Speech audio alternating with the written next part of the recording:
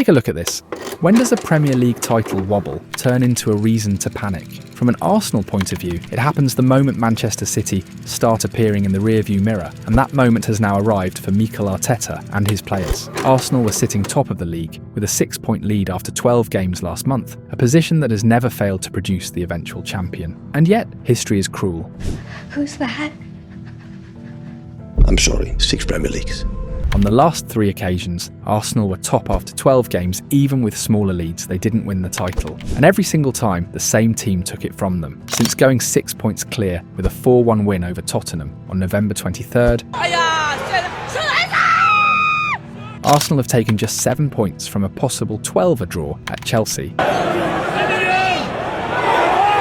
loss at Villa, a routine win over Brentford,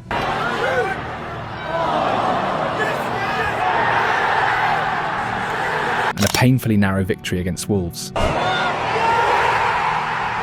Meanwhile, Guardiola has been calm, deliberate and ruthless. City have taken 12 of the last 15 points, sit just 2 points behind Arsenal, and their stars Foden, Haaland, Cherki and Doku are peaking exactly when it matters most. And that's the fear Arteta knows all too well, because the ghosts of City's past title runs aren't gone, they've just woken up again.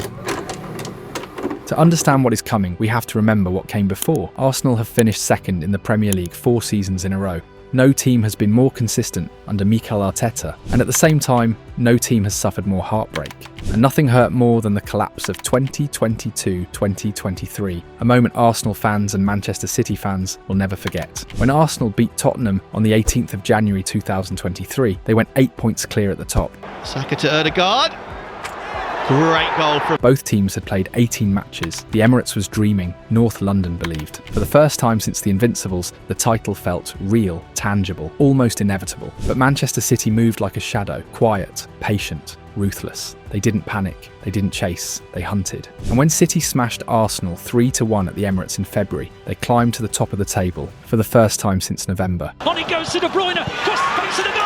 Even then, Arsenal fought back. By April 1st, after a dominant 4-1 win over Leeds, Oh, good ball. Header comes in. Oh! Arteta's side had rebuilt an 8-point lead, but there was a catch. City had a game in hand, and the pressure was about to explode. What followed was the darkest month of Arteta's managerial career. 3 matches, 3 collapses, a title thrown away in slow motion. Liverpool 2-2 Arsenal, 9th April. Arsenal raced into a 2-0 lead at Anfield.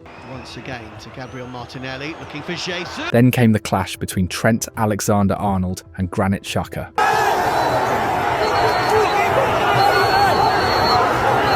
The stadium woke up. Liverpool turned into a storm. Firmino equalised late. Good play from Alexander-Arnold, beats Zinchenko, puts in a good cross. And Ramsdale needed miracle saves just to escape with a point. Arnold back to Salah again. Oh! West Ham 2-2 Arsenal, 16th April. Again 2-0 up, again collapse. A careless mistake from Partey opened the door. Gabriel conceded a penalty. Away by Partey, rise, chance West Ham. Saka missed another. 3-1 up. Bowen punished them. Flag stays down. Bowen shoots and scores. 2 more points gone. Arsenal 3-3 Southampton, 21st April. Bottom of the table, a must win. Ramsdale gifted a goal inside 30 seconds. He's given it straight away and it's Alcaraz with an early opportunity. Walcott made it 2-0. Around him and he's looking for Walcott, but it's returned to Arsenal. Arsenal fought back for a draw, but the damage was irreversible. Jesus Nelson! Saka! And then came the night that ended everything. Manchester City 4-1 Arsenal, 26th April. De Bruyne in full control. De Bruyne keeps on going. Haaland unstoppable, total domination. Oh, how well did he do that? Haaland! Arsenal were outclassed, outplayed and outpowered. City moved within 2 points. With 2 games in hand, the title race was over. And just to seal the coffin, Arsenal 0-3 Brighton. Again, who lines up another strike. Beaten away by Rams. Nottingham Forest 1-0 Arsenal. Scores yet again. Brighton broke their spirit. Forest killed the dream. City were crowned champions before even kicking a ball. That 2022-2023 collapse remains the darkest chapter of Arteta's reign. A really sad day. A lot of difficult emotions. Obviously we lost the game and we lost the championship after 10.5 months fighting. The student could not defeat the master, and this season, it looked like the story would finally change. Up to this moment, look closely at that image. Arsenal players collapsed on the grass, hands on their heads, staring into nothing after Aston Villa scored a last-minute winner against them last Saturday. That picture explains everything. It's not just a late goal conceded, it's fear, it's memory, it's psychological damage. Because if there is one thing that truly makes Arsenal anxious, it's not dropping points here or there, it's who is sitting right behind them in the table. Arsenal know exactly what it means when Manchester City are second. They have lived this story before. City are not just another title rival, City are the nightmare, and Manchester City have two massive advantages. First, they know how to play a season. We won, I'm sorry, 6 Premier Leagues. They know when to slow down, when to survive, and exactly when to push flat out. That comes directly from Pep Guardiola. Second, and maybe more important, is culture. Guardiola has built more than a tactical system. He has built a culture of winning. Every City player believes they will win. They expect it, even when they are behind. In Pep Guardiola's 9 completed seasons at Manchester City, they have only not been in a title race 3 times. His first season in 2016-2017, when City finished third, 15 points behind Chelsea. The 2019-2020 season, when Liverpool ran away with the league and City finished second, 18 points back. And most recently, when Arne Slot won the league with Liverpool and City finished third, 13 points off the top. The other 6 seasons, City won the Premier League, 6 titles. And in 4 of those, they were behind in January or February. We won 6 Premier Leagues, 4 or 5. We won it in December, January or February. We were behind 4 or 5 points. And after we won it. So it's consistent to be there, improve. That growth is terrifying. In 2018-2019, City won their final 14 league matches and took the title by 1 single point. In 2022-2023, they went 16 games unbeaten from February to May, winning 15 of them, overturning an 8-point gap to Arsenal, who had led the league for 248 days. Fitting finale. They are. The following season, City were behind Arsenal and Liverpool in April, then won 9 straight matches to finish first. Only once in 2021-22 did City drop more points in the second half of the season than the first. Even then, they lost just 1 league game after January and still beat Liverpool to the title on the final day. These are not normal title runs. These are suffocating finishes. Once City shift into top gear, they feel unstoppable. The data backs it up. After the halfway point of the season, City's points totals explode. Guardiola fixes the flaws, tightens the defense, and turns early problems into fuel for another title charge. And that is the real problem for Arsenal, because Manchester City have woken up. And history tells us that when City wake up, they don't stop. This is not the same Manchester City that hunted Arsenal so brutally in 2023. Around 2/3 of that squad has been sold. The machine has new parts, a slightly different rhythm, and a new way of functioning. But the spine is still there, and more importantly, the winners are still there. Ruben Dias, Bernardo Silva, Phil Foden, Erling Haaland. Players who have won the Premier League multiple times, some of them 5 times. They know exactly what this moment feels like. So the question is obvious. Does this version of City have the same hunger, the same patience, the same cold determination to hold their nerve for months and strike when everyone else starts to shake? And the answer is yes, because they still have Pep Guardiola. Guardiola has never hidden his obsession with timing. His entire pre-season is built around one idea: reaching peak performance in the final months. Not in October, not in November. He does not chase headlines early. He builds foundations, absorbs information, and waits. We still haven't seen Manchester City at full speed, but now something important has happened. Guardiola has settled on his first choice players in most positions. The rotations are reducing, the structure is clearer, and in attack, something genuinely ominous is forming. The chemistry between Phil Foden, Foden and Cherki, Jeremy Doku, and Erling Haaland is starting to click. Movements are sharper, distances are cleaner, decisions are quicker. It doesn't look explosive yet, but it looks controlled, and that should worry everyone. The individual level of these players is outrageous. They say that when top players share the same pitch, the show is guaranteed, and this season Phil Foden and Foden and Cherki have put the smile back on Manchester City's face. The Foden-Cherki partnership has quickly become one of the most feared duos in the Premier League. Between them, they already have 24 goal contributions across all competitions. And this isn't about random moments, it's repeatable, intentional, and deadly. The assist against Crystal Palace was just one example. Here is Cherki, little clip on him, but he kept going, and now Foden! Last week, Cherki stunned everyone, including his own teammates, with a ridiculous Rabona cross that ended in City's 3rd goal against Sunderland. Pure arrogance, pure quality. And this connection shows up when it really matters, like the 91st minute winner against Leeds. Cherki glided past his marker with ease, found Foden inside the box, and the Englishman danced through defenders before finishing a goal that now has City just 2 points behind Arsenal. That moment alone could decide a title race. What makes this even more terrifying is Cherki's age and timing. He's only 22, he's barely arrived in the Premier League, and yet he's already the league's assist leader with 6. 4 assists in his last 4 matches. His skill set is absurd, the kind of technical ability maybe 1% of footballers on the planet possess. He's shocked everyone at City. Even Haaland looked stunned after the Bournemouth match, where Cherki delivered 2 brutal assists to him.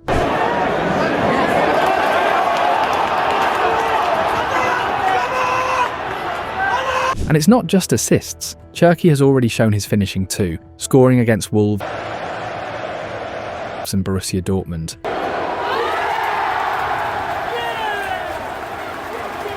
Proving he's not just a creator, he's a threat. Phil Foden, meanwhile, looks reborn. Cherki has unlocked him. 6 goals and 1 assist in his last 5 matches across all competitions. His long-range shootings back the Dortmund Thunderbolts. The Fulham strike, the Crystal Palace screamer. Guardiola now has a lethal weapon again, but it doesn't stop there. Foden's late runs into the box are devastating. His movement as a second striker is elite. The goal against United, the opener against Leeds, arriving between 4 defenders, like he owns the space. He's playing for the team, linking brilliantly with Cherki, and his connection with Haaland is automatic, as we saw with the Norwegians' goal against Napoli. This duo has become deadly, but there's still one more problem Arsenal haven't fully faced yet, because what Jeremy Doku has done this season takes things to another level. Jeremy Doku has always had the raw ability to do something extraordinary on a football pitch. What he lacked before was timing, knowing when to go full chaos and when to make the simple, deadly decision. Under Pep Guardiola, that balance is finally appearing, and the result is terrifying. Doku didn't take long to excite the City crowd. In his home debut against Fulham, he had fans on their feet. In the very next match, he scored against West Ham. Just 2 months after arriving, 45 and Doku into the area, keeps on going. He made Premier League history in the 6-1 demolition of Bournemouth, becoming the youngest player ever to be involved in 5 goals in a single league match, 4 assists and 1 goal. For the 1-2, hits the shot, brilliant! And the first Manchester City player to register 4 assists in 90 minutes. It was pure electricity. But Guardiola, as always, demanded more. That explosion was followed by a dip, and Pep was never shy about pointing it out. After the 4-0 win over Brighton during the title run-in of 2024, Guardiola publicly criticised Doku for losing possession after coming off the bench. Last season, he also questioned his performance at Old Trafford against United. It wasn't until late in the campaign, after a strong display against Everton, that Pep admitted he had been unfair to the winger by not giving him more minutes. At one point, Doku was close to falling out of the team altogether. Guardiola preferred to overload midfield and stretch the pitch using fullbacks like Nico O'Reilly and Mateus Nunes. But now, the story has flipped. Doku is a regular. He has featured in 21 of City's 22 matches this season across all competitions, starting 21 of them, including all Champions League games. He may be the most improved player in this City side. Guardiola himself has said there is no better player than Doku in the final third. And the evidence is everywhere. He's become almost uncontrollable,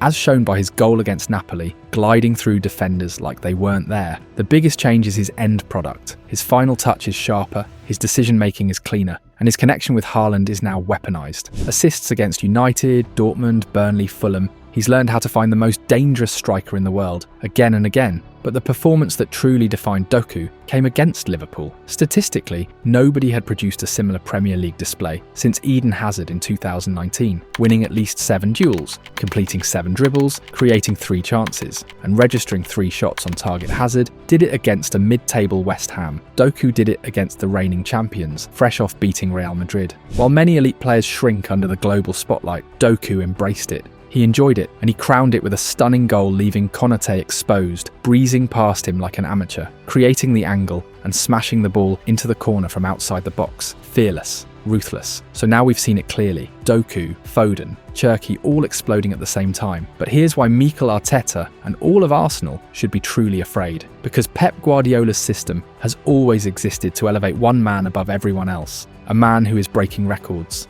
A man who turns good teams into champions. A man called Erling Haaland. Erling Haaland is having a brutal season, and that's saying something, considering his standards. Right now, he is living the best moment of his career. He has 23 goals and 3 assists in 22 matches for Manchester City, and 13 goals with 3 assists for Norway in just 5 international games. Haaland is scoring 1 goal for every 2 shots, converting 43 shots on target out of 77 total attempts, a staggering 56% conversion rate. One of the long-standing criticisms of Haaland was his heading missed chances, wasted aerial duels. That narrative is dying fast. Now into the penalty area, little dab over the top and the heart. This season, 35% of his Premier League shots have been headers, and the improvement is obvious. Just look at his goal against Liverpool, or his latest header against Crystal Palace. He's no longer just powerful in the air, he's precise. Create overloads here as Nunez in towards Haaland! The real leap comes from positioning. In many of his best goals this season, Haaland starts at the far post, then explodes towards the penalty spot or the near post, generating momentum before finishing. That movement, combined with his size and speed, makes him almost impossible to defend. His acceleration is frightening, not just over short bursts but over long distances, and Pep Guardiola has leaned fully into that. City now complete 2.3 through balls per 90 minutes in the league, more than double last season's average of 1.0, and even higher than the 1.4 they managed in Haaland's debut season in 2022-2023, when running in behind was already his trademark. His Champions League goal against Monaco in early October showed that intelligence perfectly. The same pattern has repeated against Arsenal, Manchester United, and countless others this season.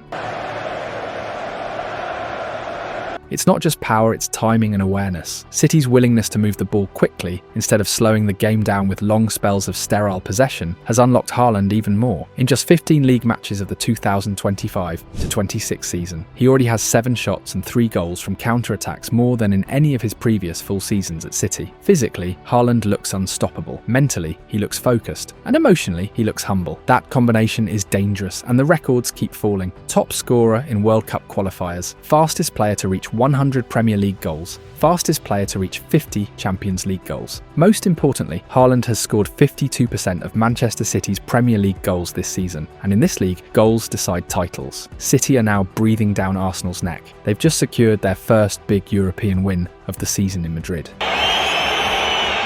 And the victory over Crystal Palace sent a very clear message to Mikel Arteta. Manchester City are back. They've entered Guardiola mode, and once City reach this stage, they only know how to win.